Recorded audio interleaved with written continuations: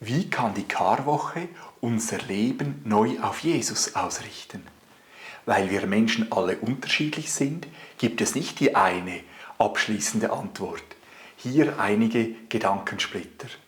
Du könntest in dieser Woche deinen Handygebrauch reduzieren oder bewusst ganz darauf verzichten, um weniger abgelenkt zu sein und um mehr Zeit für das Bibellesen und Gebet zur Verfügung zu haben.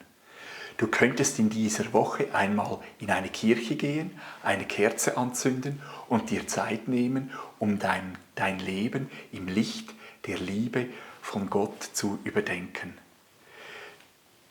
Die meisten Kirchgemeinden bieten am Karfreitag einen traditionellen Gottesdienst an, in dem die Geschichte von Jesus erklärt und auf unser heutiges Leben hin gedeutet wird.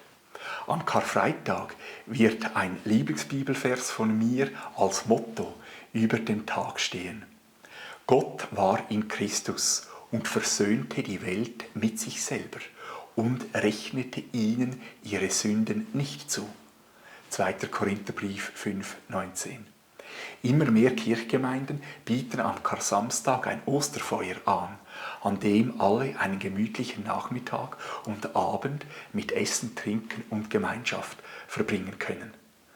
Am Ostersonntag finden viele fröhliche Gottesdienste statt, teilweise unter Mitwirkung eines Gospelchors, in denen die Freude über die Auferstehung von Jesus über den Tod ausgedrückt wird.